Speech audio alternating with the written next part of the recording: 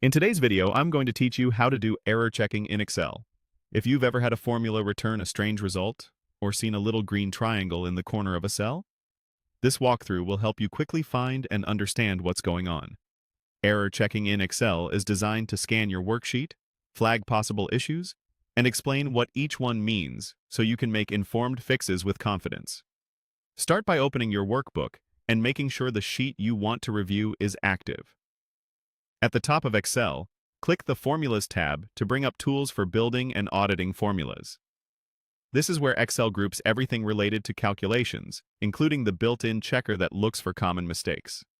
Next, click Error, checking in the Formula Auditing section.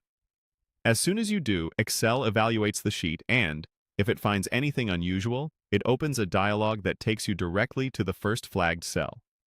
You'll see the formula, a clear description of why it's marked, and guidance on what the issue typically means. For example, you might encounter division by zero, a reference to a deleted cell, numbers stored as text, or an inconsistent formula that doesn't match the pattern in the rest of a column.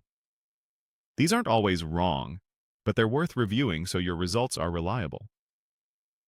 The dialog lets you move through each flagged issue one by one, so you can pause to inspect the formula bar and the surrounding cells.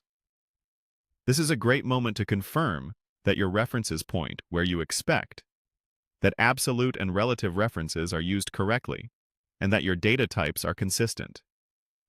When the checker has reviewed all flagged items, Excel will let you know there are no more errors to evaluate on that sheet. A few tips as you work. If a warning reflects an intentional choice, like leaving a cell blank for a subtotal or using a lookup that may not always find a match, you can treat that notice as informational. On the other hand, if the message reveals a genuine mistake, take a moment to understand the cause before making changes, especially in sheets that drive reports or dashboards. Consistent column formulas, clean numeric data, and clear headers make future error checks faster and more meaningful. That's it.